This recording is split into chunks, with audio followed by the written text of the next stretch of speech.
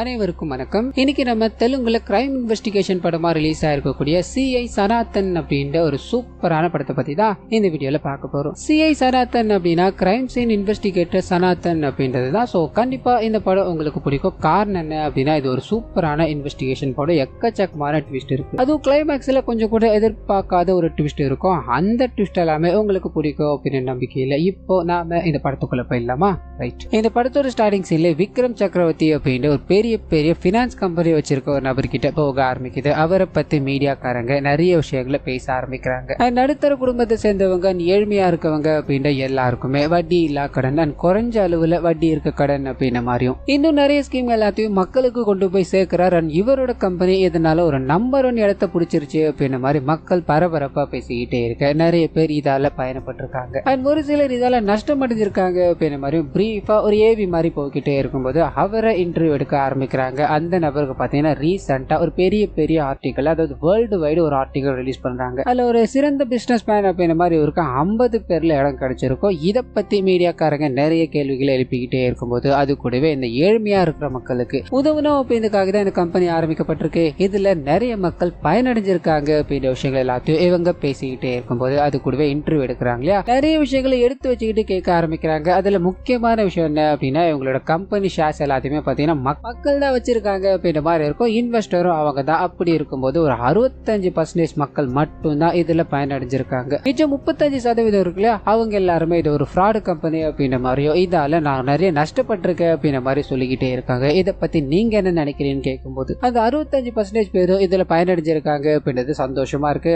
அந்த 35 பேரோட ஒரு இன்புட்டும் எங்களுக்கு முக்கியம். சோ அவங்களும் பயனடையணும் அப்படின்ற வகையில தான் நிறைய விஷயங்கள் எடுத்துக்கிட்டு இருக்கோம். கண்டிப்பா அவங்களும் இதுல இன்க்ளூட் ஆவாங்க அப்படின்ற மாதிரி சொல்லிட்டு இவர் வச்ச இடத்துல அதாவது எங்கெங்கெல்லாம் பிசினஸ் ஸ்டார்ட் பண்றாரோ அங்கெல்லாம் நிறைய இவருக்கு ப்ராஃபிட்டும் மக்கள் மத்தியில நல்ல வரவேற்பு இருக்கு இல்லையா. இதனால அடுத்து நீங்க என்ன பண்ண போறீங்கன்னு கேட்கும்போது நான் அடுத்ததா இந்த எலக்ட்ரிக் வெஹிக்கிள் பிசினஸ் ஸ்டார்ட் பண்ணலான்னு இருக்கேன். அதுக்காக யூகே போக வேண்டி இருக்கு அப்படின்ற மாதிரி இவரோட இன்டர்வியூ இங்க முடிக்கும் போது அப்படியே கட் பண்ணா இவரோட பினான்ஸ் கம்பெனி கிட்ட போக ஆரம்பிக்குது. ஒரு பார்ட்டி மாதிரி அரேஞ்ச் பண்ணிருக்காங்க. எல்லாரும் சந்தோஷமா டான்ஸ் ஆடிக்கிட்டே இருக்கும்போது உள்ளுக்குள்ள இருக்க நிறைய கேரக்டர்ஸை காமிக்க ஆரம்பிக்கிறாங்க. நிறைய பேர் போதையிலும் இன்னும் சில பேர் போதையில ரொம்ப மயக்கமாய் கிடக்குறாங்க அப்படின்ற விஷயங்கள் எல்லாத்தையும் நமக்கு காமிச்சுக்கிட்டே இருக்கும்போது இது நேரம் வரைக்கும் காமிச்சாங்களே விக்ரம் சக்கரவர்த்தி, அவர் பாத்தீங்கன்னா அவரோட வேலைகள் எல்லாத்தையும் பார்த்துட்டு ஒரு மாதிரி களைப்பா ஒரு சேர்ல உட்காந்துக்கிட்டே இருக்கும்போது முகம் தெரியாத ஒரு நபரால இவர் ஒரு 3 முறை கிட்ட சுட்டு கொலை பண்ணப்படுறாரு அப்படின்ற விஷயத்த காமிக்கிறாங்க. என்ன சத்தம் கேட்குது அப்படின்ற மாதிரி அங்க இருக்க செக்யூரிட்டியை உள்ள போய் பார்க்கும்போது அவர் இறந்து போய் கிடக்கிறார். சோ இந்த விஷயம் அப்படியே போலீஸ்காரங்களுக்கு போக ஆரம்பிக்குது. இறந்து போய் கிடக்கிறது ஒரு பெரிய பிசினஸ் மேன் அப்படின்றதால பயங்கர காம்ப்ளிகேட்டட் ஆகும், பயங்கர இஷ்யூ ஆக கூட வாய்ப்பு இருக்கு. இதனால சீனியர் ஆபீசர்ஸ் எல்லாரும் ஒண்ணு கூடுறாங்க. இந்த கேஸ் பெருசாகிறதுக்கு முன்னாடி எக்ஸ்போஸ் பண்ணி ஆகணும் அப்படின்ற மாதிரி முடிவு பண்றாங்க. போலீஸ்காரங்க எல்லாம் அதுக்கு தயாராகும் போது போலீஸ்காரங்க கூட்டத்திலே இருக்க ஒரு லேடி அவர் இறந்து போயிட்டாரா, அவரோட கம்பெனில நான் இன்வெஸ்ட் பண்ணியிருக்கேன், இப்ப அவர் இறந்து போயிட்டார் அப்படின்னா இந்த பணத்தை நான் எப்படி வாங்க போறேன்னு தெரியலையே அப்படின்ற குழப்பத்தில் இருக்கும்போது அதே சமயத்துல தான் போலீஸ்காரங்க எல்லாமே இந்த கேஸை எவ்வளவு சீக்கிரமா முடிக்க முடியுமோ அவ்வளவு சீக்கிரம் முடிச்சாகணும். சோ இதனால என்ன பண்ணலாம் அப்படின்ற மாதிரி யோசிக்கிறாங்க.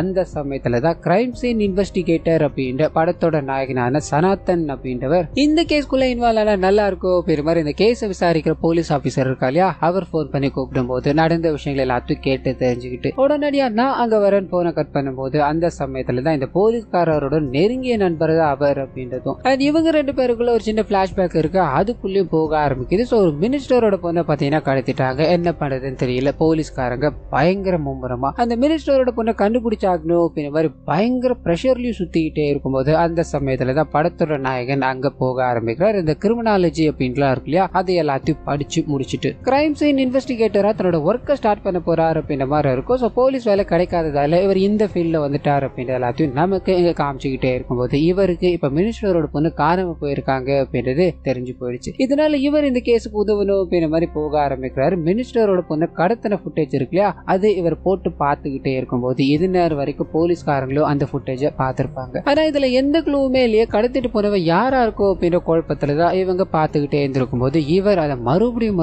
ரீவைண்ட் பண்ணி பார்த்துக்கிட்டே இருக்கும்போது அந்த பொண்ணை கடத்துறதுக்கு முன்னாடி அந்த பொண்ணோட நிழலை பார்க்க ஆரம்பிக்கிறார். ஸோ ஈவினிங் டைம்ல ஒரு 4 மணி வாக்குல அந்த பொண்ணை கடத்திருக்காங்க அப்படின்ற தகவல் கிடைச்சிருக்கும். அதுபடி பார்த்தாங்க அப்படின்னா ஈவினிங் டைம்ல ஆல்மோஸ்ட் இந்த சூரியன் இருக்கு இல்லையா, அது மறையிற டைமுக்கு போயிடும். நிழலானது சைடான டைரக்ஷன்ல போக எக்கச்சக்கமான வாய்ப்பு இருக்கு. அதே இந்த வீடியோல பாத்தீங்கன்னா கரெக்டா செங்குத்தா அந்த நிழல் பாத்தீங்கன்னா அவங்களோட உடம்புக்கு நேரா நின்றுகிட்டு இருக்கு. இது கண்டிப்பா 1 மணி ஃபுட்டேஜா தான் இருக்கும். சோ கடத்தல்காரங்க இந்த ஃபுட்டேஜை மார்பிங் பண்ணி அதாவது ஏமாத்தி இப்படி வச்சுட்டு போயிருக்காங்க, இதுதான் டீவியேஷன் ஆகிறதுக்கான காரணம் அப்படின்றத சொல்லி அந்த கடத்துறதுக்காக பயன்படுத்தப்பட்ட கார் அப்படின்ற ஒண்ணு இருக்கு இல்லையா, அதை ஃபுல்லா அனலைஸ் பண்ணி பார்த்துக்கிட்டே இருக்கும்போது ஒரு நபரை இவங்க கண்டுபிடிக்கிறாங்க. அந்த நபரை பார்த்தது ஹீரோக்கு ஏற்கனவே ஒரு நம்ம சந்திச்சிருக்கோம் அப்படின்ற ஒரு தாட். சோ அந்த விஷயங்கள் எல்லாத்தையும் யோசிச்சு பார்த்துட்டு இப்ப அந்த கடத்தல்காரனை பிடிச்சாகணும் அப்படின்றதுக்காக அவனோட கான்டாக்ட் நம்பர் எல்லாம், அதாவது ஏற்கனவே அவனுக்கு கிரிமினல் ஹிஸ்டரி இருந்திருக்கும், அது மூலமா கான்டாக்ட் எல்லாத்தையும் ட்ரை பண்ணிக்கிட்டே இருக்கும்போது மொபைல் போன் காலையில இருந்து இப்போ வரைக்கும் சுவிட்ச் ஆஃப் தான். சோ நார்மலான போலீஸா இருந்தாங்க அப்படின்னா சுவிட்ச் ஆன் பண்ணாத அதாவது பண்ண முடியும் அப்படின்ற மாதிரி திங்க் பண்ணிருக்கலாம். இவருக்கு இந்த விஷயங்கள் எல்லாமே கிரிமினாலஜி படிக்கும் போதே சொல்லி கொடுத்துட்டாங்க. அந்த மொபைல் போனோட IMEI நம்பர் இருக்கு இல்லையா, அது மூலமா நம்ம அந்த மொபைல் போன் எங்க இருக்கு அப்படின்றத ட்ராக் பண்ணலாம்னு சொல்லி ஒரு ஹேக்கரை வர வைக்கிறாங்க. இல்லீகலா அந்த நெட்வொர்க்கோட லாகின் உள்ள நுழைய ஆரம்பிக்கிறாங்க. அது மூலமா அந்த நபர் எங்க இருக்காரு அப்படின்றத கண்டுபிடிச்சு அந்த இடத்துக்கு போறாரு. அந்த ரவுடி கிட்ட இருந்து சண்டை போட்டு மினிஸ்டர் பொண்ணு காப்பாத்தி கொண்டு வராரு அப்படின்ற மாதிரியும் மினிஸ்டர் கிட்ட இதனால நல்ல பேர் வாங்க ஆரம்பிக்க அங்க இருந்து இவர் கிரிமினாலஜி சொல்லி கொடுக்கணும் அப்படின்ற மாதிரி நிறைய போலீஸ்காரங்களுக்கு கிளாஸ் எடுக்க ஆரம்பிச்சு இப்போ இப்படி ஒரு ஸ்டேட்டஸ்ல இருக்காரு அப்படின்ற மாதிரி இங்க அவரோட பிளாஷ்பேக் முடியும் போது போலீஸ்காரங்க அந்த இடத்துக்கு போறாங்க. அது கூடவே நாயகனும் அந்த இடத்துக்கு போய் இந்த கொலை நடந்திருக்குல்ல அந்த விஷயங்கள் எல்லாத்தையும் பார்க்க ஆரம்பிக்கிறார். சோ அங்க இருக்க எவிடன்ஸ் எல்லாத்தையும் ஒன்னா செக் பண்ணிக்கிட்டே இருக்கும்போது அதுல பாத்தீங்கன்னா சுடப்பட்டு இறந்து போயிட்டார் அப்படின்றத கண்டுபிடிக்கிறார். அது மொத்தம் 4 புல்லட் பாத்தீங்கன்னா அவரோட உடம்புக்குள்ள பதிவாயிருக்கு. 3 புல்லட் 9mm புல்லட் அப்படின்ற மாதிரியும் ஒரே ஒரு புல்லட் மட்டும் 3mm இருக்கு. சோ இது ஒரு ஸ்ட்ரேஞ்சான கேஸ். அது இதுல 2 விதமான புல்லட் ஹேண்டில் செய்யப்பட்டிருக்கு அப்படின்றது புரிய ஆரம்பிக்குது. அது கூடவே இறந்து போன நபரோட உடல் மேல சீமன் முதற்கொண்டு லிப்ஸ்டிக் வரைக்கும் இருக்கு. சோ இறந்து போறதுக்கு முன்னாடி அவர் ஏதோ ஒரு பொண்ணு கூட தொடர்புல இருந்திருக்காரு அப்படின்ற விஷயமும் இவங்களுக்கு தெரிய ஆரம்பிக்குது. அதாவது கூடவே அன்னைக்கு நைட் என்ன நடந்தது அப்படின்றத விசாரிக்க ஆரம்பிக்கிறார். அவனுக்கு ஒரு பிரைவேட் பார்ட்டி மாதிரி ஒன்னு அரேஞ்ச் பண்ணிருக்காங்க.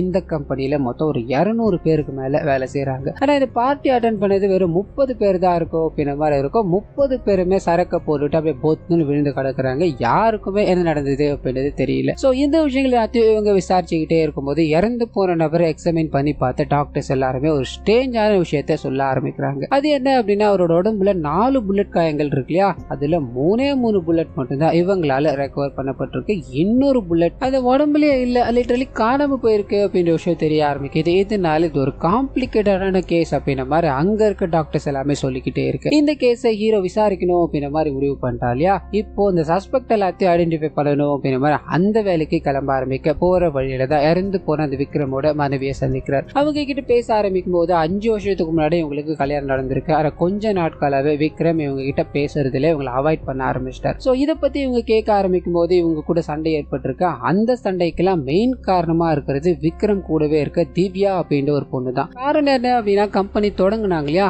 அதுல இருந்து இந்த திவ்யா அவர் கூட தான் இருக்காங்க. ஒன் ஆஃப் த பார்ட்னர் அப்படின்ற மாதிரி சொல்லலாம். அவங்க 2 பேருக்கும் அஃபேர் இருக்கிறதால தான் எங்களோட வாழ்க்கையே சந்தோஷமா இல்லாம போயிடுச்சு அப்படின்ற மாதிரி புலம்பிக்கிட்டே இருக்கு. ஹீரோ பாத்தீங்கன்னா அந்த சஸ்பெக்ட் லிஸ்ட் எல்லாத்தையும் எடுக்கணும் அப்படின்ற மாதிரி கிளம்பினா இல்லையா. அன்னைக்கு நைட்டு இந்த பார்ட்டில யார் யார் இருந்தாங்க அப்படின்ற லிஸ்ட் எல்லாத்தையும் ஒன்னா பாத்துக்கிட்டே இருக்கும்போது சின்னதா ஒரு பேரை பாக்குறாரு. பயங்கர ஷாக். காரணம் என்ன அப்படின்னா சுபிக்ஷா அப்படின்னு ஒரு பேர் இருக்கு. அந்த பேர் வேற யாரும் கிடையாது, இவரோட முன்னாள் காதலி தான். சோ அவங்களோட டீடைல்ஸை பார்த்தது ஒரு மாதிரி நின்னுகிட்டே இருக்கும்போது ஒரு சின்ன பிளாஷ்பேக் வந்து போக ஆரம்பிக்குது. சோ 2 பேரும் அழகான ஒரு காதலர்கள். எங்களோட வாழ்க்கை சந்தோஷமா போய்கிட்டே இருக்கும்போது இவர் பாத்தீங்கன்னா இந்த கிரிமினாலஜி சம்பந்தப்பட்ட விஷயங்களுக்கு ரொம்ப முக்கியத்துவம் கொடுக்க ஆரம்பிச்சு இவரோட காதலியை சுத்தமா கண்டுக்கவே இல்லை. இவரோட காதலி இவங்க ப்ரப்போஸ் பண்ண டேட் இருக்கு இல்லையா, அன்னைக்கு இவரை பார்க்கணும் அப்படின்ற மாதிரி பல கனவுகளோட வரும்போது இவர் அந்த டேட்டையே மறந்துட்டாருன்னு இருக்கும். சோ இது ஒரு காரணம் கிடையாது, இதே மாதிரி நிறைய காரணங்கள் இருக்கு. அதனாலதான் இவங்க பிரியிறாங்க அப்படின்றத நமக்கு காமிச்சுக்கிட்டே இருக்கும்போது அந்த சமயத்துலதான் கரெக்டா இவருக்கு ஒரு கேஸ் வர ஆரம்பிச்சு அந்த கேஸ் ஃபாலோ பண்ணி போக ஆரம்பிக்கிறாரு. மினிஸ்டரோட பொண்ணை கடத்தினாங்க அப்படின்னு ஒரு நபர் இருந்தா இல்லையா, முன்னாடியே கூட ஹீரோ இவரை சந்திச்ச மாதிரி எல்லாம் காமிச்சிருப்பாங்க இல்லையா, அது இங்கதான். சோ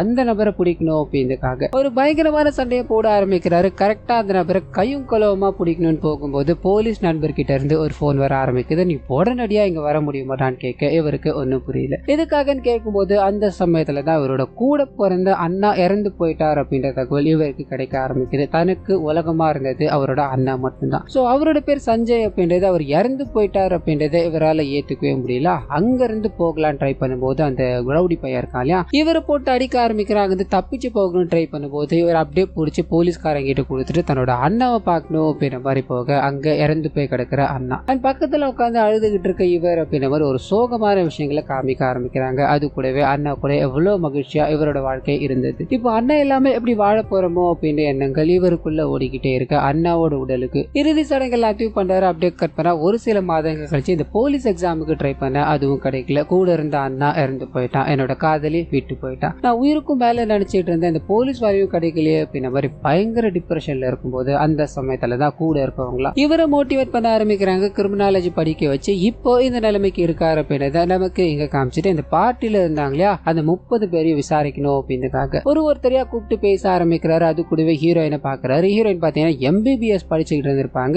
இப்போ இந்த பினான்ஸ் கம்பெனில வேலை செய்யறாங்க. இதுக்கான காரணம் என்னன்னு கேட்கும்போது ஃபேமிலியில ஒரு சின்ன பிரச்சனை ஆயிடுச்சு, அதனாலதான் இங்க வேலை செய்யற அப்படின்ற மாதிரி சொல்ல இவர் பெருசா எடுத்துக்கல. அடுத்த நபரை கூப்பிட்டு விசாரிக்க ஆரம்பிக்கிறாரு. அவரோட பேர் சலீம் அப்படின்றது, இறந்து போனா இல்லையா விக்ரம், அவருக்கு இந்த மனுஷன் ரீசெண்ட் டைம்ல நெருக்கமா இருந்தார் அப்படின்ற மாதிரி இருக்கும். இதை பத்தி இவர்கிட்ட கேட்கும்போது, சார் நிறைய கஸ்டமர்ஸ் எங்ககிட்ட சண்டைக்கு வருவாங்க, அவங்க எல்லாத்தையும் நான் தான் சார் காமா பேசி அனுப்பிப்பேன், இதனால விக்ரம் சாருக்கு எனக்கு ரொம்ப பிடிச்சி போயிடுச்சு, மத்தபடி எதுவும் இல்ல சார்னு சொல்லும்போது அவர் கரெக்டா அந்த சம்பவம் நடக்கிறப்ப நிறைய முறை சிசிடிவி ரூம் பார்க்கும், யாரோ ஒருத்தர் கிட்ட போன் பண்ணி பேசுற மாதிரி பதிவாயிருக்கு. யூசுவலா இந்த மாதிரி பேசுறது வழக்கம் தான் சார், அன்னைக்கு நான் பேசுறது கூட கஸ்டமர் கிட்ட தான். அண்ட் பேசிட்டு மறுபடியும் நான் அந்த பார்ட்டிக்குள்ள போனா அங்க இருக்க எல்லாரோட செலிப்ரேட் பண்ண ஆரம்பிச்சேன். என்ன போலவே எல்லாருக்கும் ஒரு மாதிரி மயக்கம் வர ஆரம்பிச்சிச்சு சார். சோ யாரோ ஒருத்தர் என்னமோ கலந்து கொடுத்துருக்காங்க போல அப்படின்ற மாதிரி நான் ஃபீல் பண்றேன்னு சொல்லும்போது, போலீஸ்காரங்க அங்க ஏதாவது ஸ்ட்ரேஞ்சா இல்ல சந்தேகம் வர வகையில ஏதாவது பாத்தீங்களான்னு கேட்கும்போது, அந்த சமயத்துல தான் இந்த செக்யூரிட்டி ரூம்ல பிளாக் கலர் உட்டி போட்ட ஒரு நபர் கவனிச்சேன், நான் போன்ல பிஸியா இருந்ததால அது அவ்வளவா கவனிக்கல சார்னு சொல்லும்போது, இவங்க வந்த முதல் வேலையா அந்த கேமரா எல்லாத்தையும் செக் பண்ணி பார்த்திருப்பாங்க. நடு ராத்திரிக்கு ஒரு 10 நிமிஷத்துக்கு மட்டும் ஃபுட்டேஜ் காணாம போயிருக்கு. சோ இது எல்லாத்தையும் மேபி அந்த கருப்பு கலர் உட்டி போட்டிருக்க நபர் பண்ணிருக்கலாமோ அப்படின்ற தாட்டோட அடுத்த ஆளை கூப்பிட்டு விசாரிக்க ஆரம்பிக்கிறாங்க. திவ்யா இருக்காங்க இல்லையா,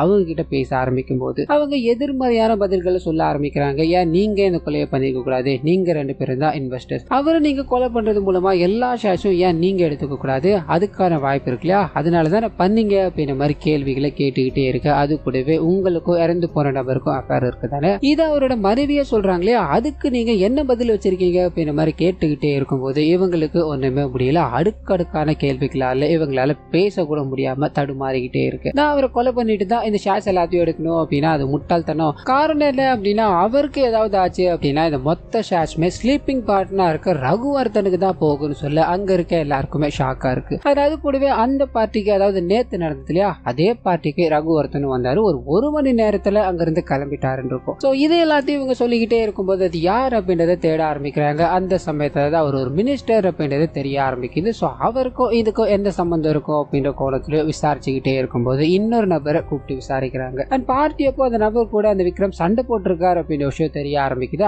அதை பத்தி கேட்கும்போது, சார் நான் தான் இந்த அக்கௌண்ட்ஸ் எல்லாத்தையும் மெயின்டைன் பண்ணேன், பொதுவாக அந்த அக்கௌண்டன்ட் தான் ரெடி பண்ணுவாங்க, அன்னைக்கு என்ன ரெடி பண்ண சொன்னாரு, டேலி ஆகல அப்படின்ற மாதிரி அவர்கிட்ட நான் சொல்ல போனேன், பினான்ஸ் நீ தான் சரியா பார்க்க மாட்டேற அப்படின்ற மாதிரி திட்டினார் சார்னு சொல்லும்போது, அக்கௌண்டன்ட் பார்க்க வேண்டியது இந்த ஆடிட்டர் எதுக்காக பார்த்திருக்காரு, அப்ப அக்கௌண்டன்ட் எதனால இதை பண்ணாம போயிட்டாங்க அப்படின்ற மாதிரி அவங்கள கூப்பிட்டு விசாரிக்கும் போது தான் விக்ரம் இவங்க கிட்ட நிறைய முறை ஹராஸ்மெண்ட்ல ஈடுபட்டுக்கிட்டு இருந்தார் அப்படின்றதும், இது வெளியே தெரிஞ்சது அப்படின்னா பெரிய பிரச்சனை ஆயிடும் அப்படின்றதுக்காக அவங்க இது நாள் வரைக்கும் பொறுமையா காத்துட்டு போயிட்டே இருந்தாங்க. சோ அன்னைக்கும், அதாவது பார்ட்டி நடந்த அன்னைக்கும் அவர் இவங்க கிட்ட தப்பா நடந்துக்கணும் அப்படின்ற மாதிரி முயற்சி பண்ணியிருக்காரு போல. இந்த விஷயங்கள் எல்லாமே இப்ப விசாரணை மூலமா தெரிய ஆரம்பிக்குது. அண்ட் எல்லாருக்கும் காமனான ஒரு விஷயம் என்ன அப்படின்னா, அந்த பார்ட்டியில வச்சிருந்த சரக்கு ஜூஸ் எல்லாத்தையும் குடிச்ச உடனே அங்க இருக்க எல்லாருமே மயக்கம் போட்டு விழுந்துட்டு இருக்காங்க, சுயநினைவு இல்லாம இருந்திருக்காங்க. இது மூலமா இதெல்லாமே பிளான் பண்ணி தான் நடந்திருக்கு அப்படின்றத இவங்க புரிஞ்சுக்கிறாங்க. அந்த ஹீரோயினை கூப்பிட்டு விசாரிக்க ஆரம்பிக்கிறாங்க. அது மூலமா ஒரு சில விஷயங்கள் தெரிய ஆரம்பிக்குது. அந்த ஸ்லீப்பிங் பார்ட்னர் இருக்கா இல்லையா மினிஸ்டர், அவர் அண்ட் திவ்யா அண்ட் விக்ரம் 3 பேரும் சேர்ந்து நிறைய வாட்டி தனித்தனியா, அதாவது 5th ஃப்ளோர்ல ஒண்ணு, கிரவுண்ட் ஃப்ளோர்ல ஒண்ணு அப்படின்ற மாதிரி உங்களுக்கு மீட்டிங் பாயிண்ட் இருக்கும், அங்க எல்லாமே நின்று ரகசியமா பேசிக்கிட்டு இருந்தாங்க அப்படின்ற மாதிரி. ஒரு வாட்டி இவங்க வேலை விஷயமா சைன் வாங்கணும்னு போகும்போது அந்த மினிஸ்டர் அந்த 2 பேர்கிட்ட பயங்கர கோபமா பேசிக்கிட்டே இருந்தாரு. இவங்க போனது இவங்களை திட்டி அனுப்பி வச்சாரு அப்படின்ற விஷயங்கள் எல்லாத்தையும் ஹீரோ கிட்ட பகிர்ந்துகிட்டே இருக்கும்போது, நேத்து பார்ட்டி அப்போ இவங்க என்ன பண்ணாங்க அப்படின்ற மாதிரி இருக்கு இல்லையா, அப்போ இவங்க பாத்தீங்கன்னா தன்னோட வேலையில ரொம்ப பிஸியா இருந்திருப்பாங்க. கூட இருக்கிற அப்புறம் என்னங்க நீங்க பார்ட்டியை செலிப்ரேட் பண்ணாம இங்க இருக்கீங்களே அப்படின்ற மாதிரி ஜூஸை கொடுத்துட்டு போக, அந்த ஜூஸை குடிச்சதோ வழக்கம் போல, அதாவது அந்த பார்ட்டியில கலந்துகிட்டு இருக்கவங்க போலவே இவங்களும் சுயநினைவு இழக்க ஆரம்பிக்கிறாங்க. சுயநினைவு திரும்பினதோ அங்க அந்த விக்ரம் இறந்து போயிட்டார் அப்படின்ற தகவல் இவங்களுக்கு கிடைக்க ஆரம்பிக்குது. சோ இதுதான் நடந்தது அப்படின்ற மாதிரி சொல்ல இவருக்கு லைட்டா சந்தேகமா இருக்கு. இந்த பார்ட்டில நீங்க கலந்துக்கல, நீங்க மட்டும் சேஃபா பிளே பண்றீங்களோ அப்படின்ற மாதிரி அவங்க கிட்ட இன்னும் சில விஷயங்கள் எல்லாத்தையும் கேட்டுக்கிட்டே இருக்கு. இதுதான் நடந்தது. இதை தாண்டி இதுல வேற எதுவும் கிடையாது அப்படின்ற மாதிரி அங்க இருந்து போக ஆரம்பிக்க, இந்த விசாரிச்ச 5 பேருமே பாத்தீங்கன்னா ஹீரோ சஸ்பெக்டா தான் வச்சிருக்காரு. காரணம் என்ன அப்படின்னா, மத்த எல்லாருமே கரெக்டா பேசிட்டு போயிட்டாங்க. இவங்களோட பாடி லாங்குவேஜ் முதற்கொண்டு இவங்களோட ஐ கான்டாக்ட் வரையும் போக்கஸ்டா இல்ல, இவங்க ஏதோ ஒரு விஷயத்த மறைக்கிறாங்க அப்படின்றது இவரோட கிரிமினாலஜி டேர்ம் மூலமா கண்டுபிடிச்சிட்டாரு. இதனால இவங்களை சஸ்பெக்ட் சஸ்பெக்டாவே வச்சுட்டு இப்போ அந்த ரகுவர்தன் இருக்கா இல்லையா, அதாவது மினிஸ்டர், அவர் இறந்து போற விக்ரம் கிட்டயும் இப்ப இங்க இருக்கிற திவ்யா கிட்ட அப்படி என்னத்தை தான் அடிக்கடி பயங்கர எமோஷன்ஸா பேசிக்கிட்டே இருந்திருக்காரு. அண்ட் அவங்க எதுக்காக இந்த ஆபீஸ் தாண்டி அந்த 5th ஃப்ளோர் கிரவுண்ட் ஃப்ளோர் அப்படின்ற மாதிரி அவங்களோட மீட்டிங் பாயிண்ட் அங்க வைக்கணும்ன்றதுக்காக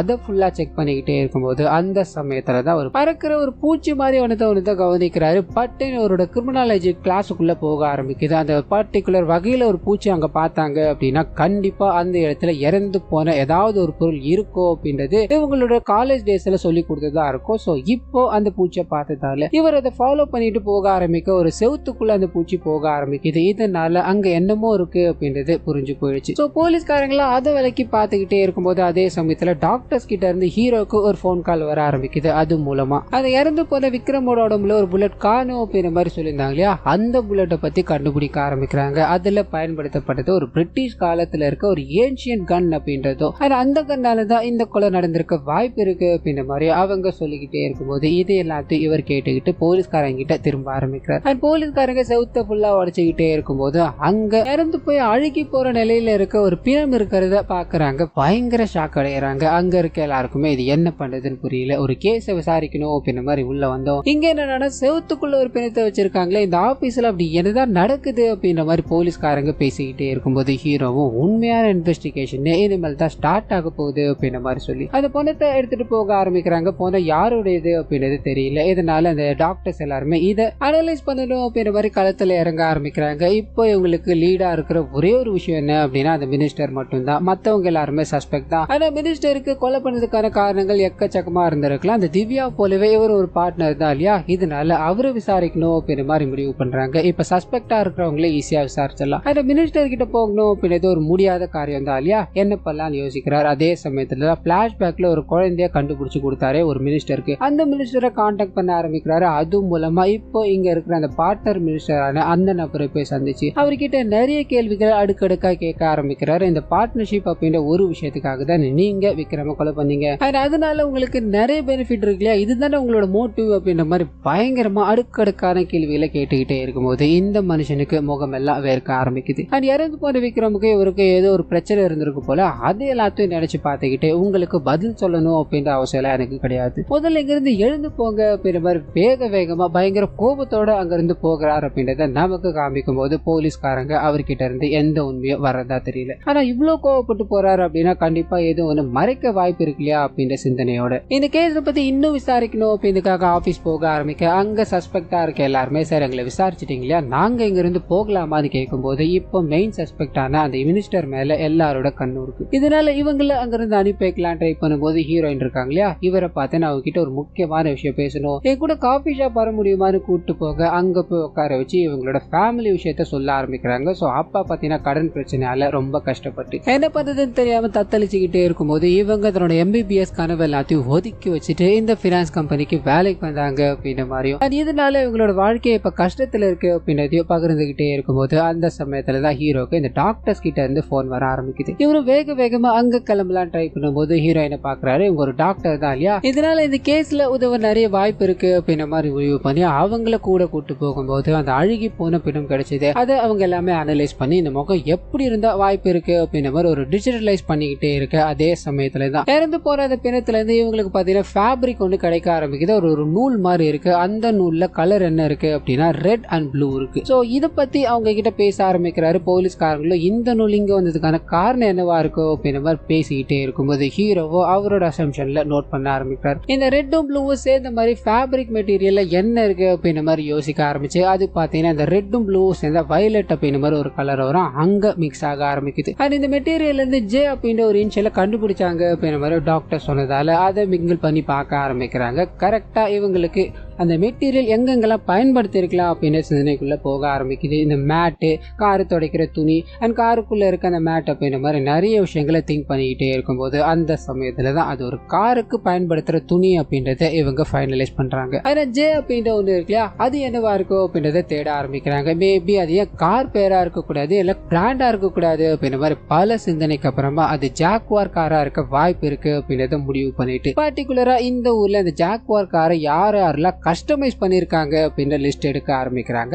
அது மூலமா தான் இவங்களுக்கு அந்த ரகுவர்தன் மினிஸ்டர் இருக்கா இல்லையா, அவர் கனெக்ட் ஆகுறார் அப்படின்ற விஷயம் புரிய ஆரம்பிக்குது. சோ அவர்கிட்ட இருந்து ரீசன்ட் டைம்ல ஏதாவது கேஸ் பதியப்பட்டிருக்கா அப்படின்ற மாதிரி, அதாவது அவர் மேல ஏதாவது கேஸ் பதியப்பட்டிருக்கா அப்படின்றத தேடி பார்க்க ஆரம்பிக்கிறாங்க. அந்த சமயத்துல தான் ஒரு சில மாதத்துக்கு முன்னாடி அவரோட அசிஸ்டன்டான, அதாவது அவரோட பிஏவான சோட்டு அப்படின்ற நபர் காணாம போயிருக்காருன்னு விஷயம் தெரிய ஆரம்பிக்குது. சோ அவரோட போட்டோவை இவங்க பார்த்துக்கிட்டே இருக்க அதே சமயத்துல இறந்து போன நபர் எப்படி இருக்கலாம் அப்படின்றத இவங்க அனலைஸ் பண்ணி வச்சுக்கிட்டு இருந்தாங்க இல்லையா, அது பார்க்க ஆரம்பிக்குது. ரெண்டுமே ஒரே போட்டோ தான். சோ இதை வச்சுக்கிட்டு நம்ம மினிஸ்டர் கிட்ட போகலாம் அப்படின்ற மாதிரி ஹீரோ பேசிக்கிட்டே இருக்கும்போது இந்த ஒரே ஒரு விஷயத்தை வச்சு, அதாவது இந்த நூலை வச்சு மட்டும் அந்த மினிஸ்டரை நம்ம கைது பண்ணணும் அப்படின்றது முட்டாள்தனம். கரெக்டான ஆதாரங்கள் இல்லை அப்படின்னா நம்ம அவர் தொடக்கூட முடியாதுன்னு சொல்லும்போது ஹீரோ அந்த ஆதாரங்கள் எப்படியாவது கிடைக்கும் அப்படின்ற மாதிரி யோசிக்க ஆரம்பிக்கிறாரு. சோட்டுவோட மனைவி இருக்காங்க இல்லையா, அவங்க அவர் காணாம போயிட்டாரு அப்படின்ற மாதிரி தகவல் கொடுத்துட்டு போயிருப்பாங்க. அவங்கள கூப்பிட்டு விசாரிக்கும் போது அந்த மனுஷன் எங்க போனாலும் சரி போன் பண்ணி எங்களோட குழந்தைகளை பத்தியும் நான் இப்படி இருக்க அப்படின்ற மாதிரி விசாரிப்பாரு. கடந்த ஒரு மாதங்களா அவரை பத்தி எந்த விதமான தகவலும் இல்லை, அவர் எங்க போனார்னு தெரியல அப்படின்ற மாதிரி புலம்பிக்கிட்டே இருக்க இவங்க அவர் இறந்து போயிட்டார் அப்படின்ற விஷயத்தையும் உங்களுக்கு ஏதாவது ஒரு விஷயம் தெரிஞ்சது அண்ட் வீட்டுல இருந்து போறதுக்கு முன்னாடி ஏதாவது ஸ்ட்ரேஞ்சான விஷயங்களை பண்ணாரா அப்படின்ற மாதிரியும் நீங்க சொன்னா மட்டும்தான் இந்த கேஸ்ல இருந்து, அதாவது உங்களோட கணவரோட கேஸ்ல இருந்து தப்பு பண்ணவங்களுக்கு தண்டனை வாங்கி கொடுக்க முடியும் அப்படின்ற மாதிரி சொல்ல இவங்க தன்னோட கணவர் இறந்து போயிட்டார் அப்படின்றது கேள்விப்பட்டதோ அழ ஆரம்பிக்கிறாங்க. அது கூடவே என்னோட கணவர் விட்டுட்டு போனது இது ஒண்ணு மட்டும்தான் அப்படின்ற மாதிரி ஒரு சில போட்டோஸ் எல்லாத்தையும் கொடுத்துட்டு போக அந்த போட்டோஸை பார்க்க ஆரம்பிக்கிறாங்க. பயங்கர ஷாக்கா இருக்கு. விக்ரம் அப்படின்ற ஒரு பெரிய பிசினஸ் மேன் இருக்கா இல்லையா, அவர் இந்த கிராமத்தா மாதிரி நின்னுகிட்டு இருக்காரு அந்த போட்டோல. அது கூடவே திவ்யா இருக்காங்க இல்லையா, அவங்கள ஒரு கிராமத்து பெண் மாதிரி நின்னுகிட்டு இருக்காங்க. கூட பாத்தீங்கன்னா மினிஸ்டரும் இருக்காரு. சோ இந்த போட்டோஸ் எல்லாமே எப்ப எடுக்கப்பட்டது, இங்க என்ன சார் ஆளே மாறி போயிருக்காங்களே அப்படின்ற மாதிரி ஒவ்வொருத்தரும் அந்த போட்டோ எடுத்து பார்த்துக்கிட்டே இருக்கும்போது போட்டோக்கு பின்னாடி பாதி நிலையில ஒரு QR கோடு இருக்கு. சோ அதை பார்த்தது ஹீரோக்கு ஏதோ ஒன்று இங்க இருக்கு, அந்த நபர் அதாவது இறந்து போன சோட்டு நம்ம கிட்ட ஏதோ ஒன்று சொல்ல வந்திருக்காரு போல அப்படின்ற மாதிரி அந்த போட்டோஸ் எல்லாத்தையும் மேட்ச் பண்ணி பார்க்கும்போது QR கோட்னு தெரிய ஆரம்பிக்குது. சோ பழைய காலத்துல எல்லாம் இந்த பென் டிரைவ்ல பதிக்க வைக்கிறது அப்படின்ற ஒரு பேட்டர்ன் இருக்கு இல்லையா, அதே மாதிரி இப்போ QR கோட்ல ஒரு சில விஷயங்களை அவர் வச்சுட்டு போயிருக்காரு அப்படின்ற விஷயம் புரிய ஆரம்பிக்குது. சோ அதை ஸ்கேன் பண்ணி பார்க்க ஆரம்பிக்கிறாங்க. அது மூலமா ஒரு சில விஷயங்கள் நமக்கு தெரிய ஆரம்பிக்குது. இப்போ பெருசா பேசப்பட்டுக்கிட்டு இருக்க பிசினஸ் மேனான விக்ரம் இருக்கா இல்லையா, அவர் ஒரு கிராமத்துல அவரோட இன்னசென்ட்டான முகத்தை வச்சுக்கிட்டு பல மக்களை ஏமாத்தி ஒரு 5 கோடி ரூபாய் கிட்ட எல்லாத்தையும் அழிச்சிட்டு இங்க மினிஸ்டரை பார்க்கணும் அப்படின்ற மாதிரி ஓடி வந்துட்டாரு. மினிஸ்டரோட ஆளான சோட்டு உள்ள விடல. இதனால கெஞ்சிக்கிட்டே இருக்கும்போது மினிஸ்டர் அங்க வர ஆரம்பிக்கிறாரு. மினிஸ்டர் கூடவே தான் அந்த திவ்யா இருக்காங்க இல்லையா, அவங்க இருக்காங்க. அவங்களோட ஆசை எல்லாமே தன்னோட உடல், அதாவது உடல் அழகு காட்டி பல அரசியல்வாதிகளையும் பணக்காரங்களையும் மிரட்டி நாமளும் பணக்காரங்கள் ஆகணும் அப்படின்றதான். சோ இப்போ அவங்க மினிஸ்டர் கூட இருக்கும்போது இந்த நபரும் அவர்கிட்ட போய் ஐயா நான் உங்களோட ஆளுதான், இப்போ என்கிட்ட இந்த மூட்டை நிறைய பணம் இருக்கியா அப்படின்ற மாதிரி சொல்லிட்டு மக்களோட, அதாவது இந்த ஏழ்மையா இருக்காங்க இல்லையா, அவங்களோட ஆசையை தூண்டனா மட்டும் போதியா, அதுக்கப்புறம் அவங்களே நம்ம வித்தா கூட கண்டுக்க மாட்டாங்கயா, மக்கள் ஒருத்தர்கிட்ட இருந்து 10 ரூபாய் விகிதம் வாங்கணும்னு வைங்கள, ஒரு 10 லட்சம் பேர்கிட்ட யோசிச்சு பாருங்க எவ்வளவு கோடி வருது.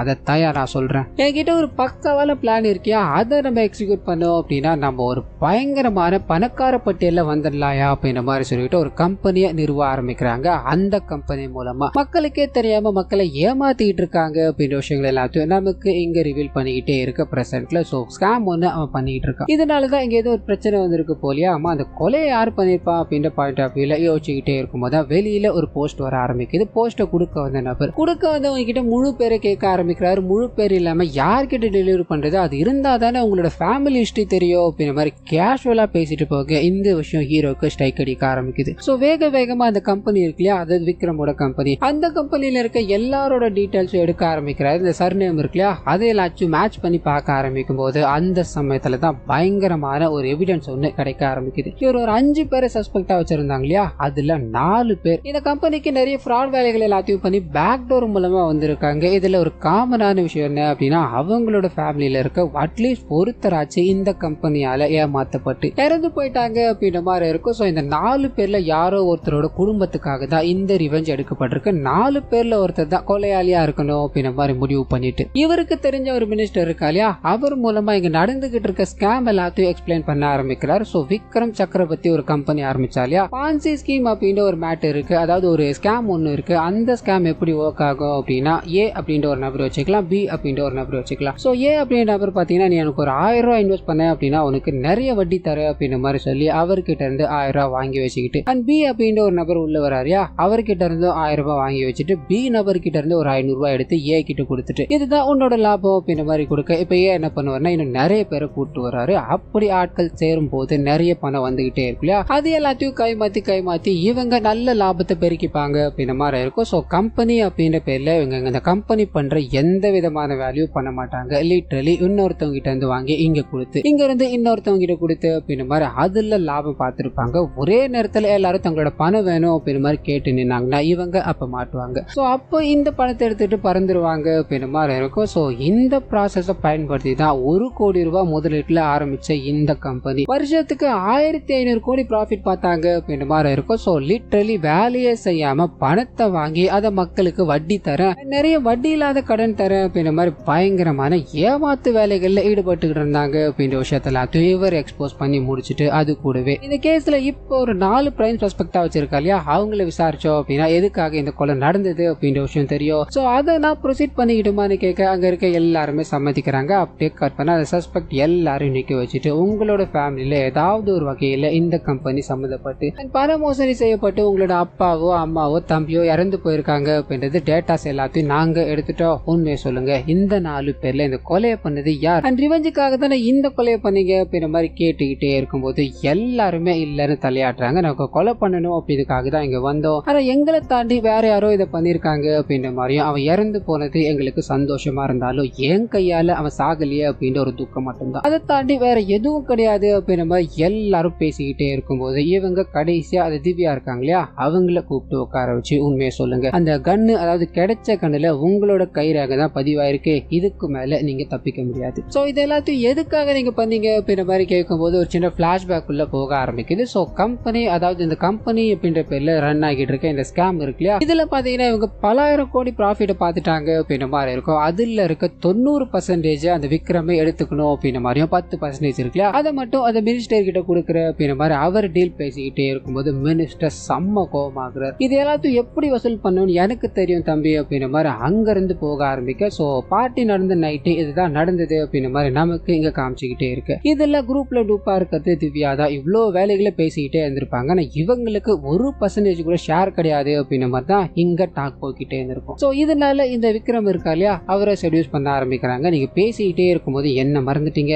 எனக்கான ஷேர்ஸ் ஒண்ணு கூடவா இல்லைன்னு கேட்கும்போது நீ என்ன செடியூஸ் பண்ணலாம், உடம்ப காட்டி பல பேர் ஏமாத்தலாம், உன்னால அதை மட்டும்தான் பண்ண முடியும் அண்ட் உடல் தேவைக்காக மட்டும்தான் நீ எங்க கூட இருக்க, மற்றபடி உனக்கு ஒன்னும் கிடையாது அப்படின்ற மாதிரி கேவலமான வார்த்தைகளால அவங்கள திட்டி அனுப்பும் போது இவங்க என்ன பண்ணலாம்னு யோசிக்கிறாங்க. இந்த கம்பெனி உருவாகிறதுல இருந்து கூட இருந்ததுன்னா இப்போ நான் உங்களோட உடல் தேவைக்காக மட்டும்தான் இருக்கேன்னா இதனால ஏத்துக்கவே முடியாது அப்படின்ற மாதிரி பயங்கரமா குடிக்க ஆரம்பிக்கிறாங்க. கண் எடுத்துக்கிட்டு வேகமா உள்ள போகும்போது அவர் அப்படியே சேர்ல சாஞ்சுக்கிட்டே இருக்கார். அண்ட் அவரோட உடம்புல பார்த்து புல்லட் எல்லாத்தையும் இறக்கிட்டு அதாவது ஒரு 3 புல்லட்டை சுட்டுட்டு அங்க இருந்து கிளம்புறாங்க. இதுதான் அன்னைக்கு நடந்தது. அவன் என்ன இந்த மாதிரி சொல்லிட்டான், உடல் தேவைக்காக மட்டும்தான் நாங்க இருக்கேன், அதுக்காக தான் என் கூட சுத்திட்டு இருக்கான் அப்படின்ற மாதிரி சொன்னா என்னால இது பொறுத்துக்கவே முடியல, அதனாலதான் நான் அவனை கொண்டேன் அப்படின்ற மாதிரி சொல்ல போலீஸ்காரரும் அண்ட் ஹீரோவும் அந்த சோட்டு இருக்கா இல்லையா, அவர் எதுக்காக கொண்டீங்க அப்படின்ற ஒரு கேள்வி. சோ அவர் பாத்தீங்கன்னா இதுல ஷேர் கேட்டு நின்றுகிட்டு இருக்காரு. அதாவது நீங்க பண்ண ஸ்கேம் எல்லாத்தையும் நான் வெளியில சொல்லுவேன், எனக்கு ஷேர் கொடுங்க அப்படின்ற மாதிரி கேட்டிருப்பாரு. இதனால இந்த 3 பேரும் சேர்ந்துதான் அவரை கொலை பண்ணாங்க அப்படின்றது.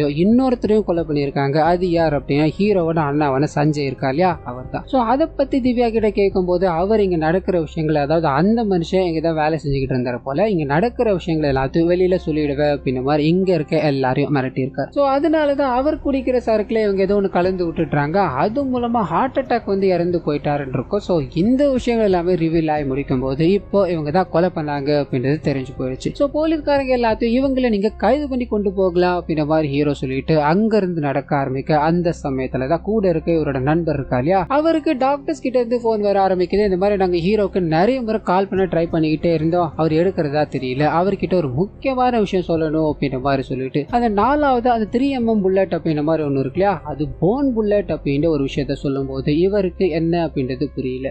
வேகமா ஹீரோ கிட்ட ஓடி வந்து அந்த 4வது புல்லட் போனால செய்யப்பட்ட புல்லட் ஆண்டா அப்படின்ற மாதிரி சொல்ல இவருக்கு அப்படியே முகம் மாற ஆரம்பிக்குது. ஒரு பயங்கரமான சம்பவத்தை ரிவீல் பண்ண ஆரம்பிக்கிறாங்க, ஒரு பயங்கரமான ட்விஸ்டும் கூட. அது என்ன அப்படின்னா இதுக்கு பின்னாடி மெயின் ரீசனா இருக்கிறது ஹீரோ தான். சோ இது எல்லாமே எங்க ஸ்டார்ட் ஆயிருக்கும் அப்படின்னா ஹீரோவோட அண்ணா இறந்து போயிட்டாருன்னு இருக்கு இல்லையா, இந்த கொலையில அதாவது இந்த இறப்புல சந்தேகம் இருக்கு அப்படின்ற மாதிரி ஹீரோவோட கூட இருக்க போலீஸ் ஆபீசர் ஹீரோ கிட்ட சொல்ல அவர் இதை பத்தி தேட ஆரம்பிக்கிறார். அது மூலமா தான் இந்த கம்பெனி எவ்வளவு வேலையை பார்த்துக்கிட்டு இருக்கு அப்படின்றது தெரிய ஆரம்பிக்குது. சோ இதனால இந்த மனுஷன் என்ன பண்றாரு அப்படின்னா இந்த கம்பெனியை பழி வாங்கணும் அப்படின்றதுக்காக தான் ஃபாலோ பண்ண ஆரம்பிக்கிறாரு. இந்த பிளாக் கலர் உட்டி அப்படின்ற ஒரு சம்பவம் இருந்திருக்கு இல்லையா, அந்த உட்டி போட்ட நபரே இவர் தான். சோ இவரோட கேஸை விசாரிக்க கூடாது அப்படின்றதுக்காக தான் அந்த உட்டி போட்ட நபர் கதையை மட்டும் அப்படியே இவரோட இன்வெஸ்டிகேஷன்ல யாருக்கும் தெரியாத மாதிரி மழுப்பி மூவ் ஆயிட்டு வந்துட்டு இருப்பார். சோ தன்னோட அண்ணாவே அவனுங்க சாவரிச்சிட்டானுங்க, இதே போல இன்னொருத்தர் சாகக்கூடாது அப்படின்றதுக்காக தான் இவருக்கு வேற ஒரு கேஸ்ல பாத்தீங்கன்னா இந்த பிரிட்டிஷ் காலத்துல பயன்படுத்தப்பட்ட ஒரு பழமையான துப்பாக்கி கிடைச்சிருக்கும். இந்த துப்பாக்கியை இதுல பயன்படுத்த ஆரம்பிக்கிறாரு. அதுல பாத்தீங்கன்னா இந்த மேனுவலா புல்லட் எல்லாம் செய்யலான் இருக்கும். சோ அண்ணாவோட எரிக்கப்பட்ட அந்த எலும்பு கூடு இருக்கு இல்லையா,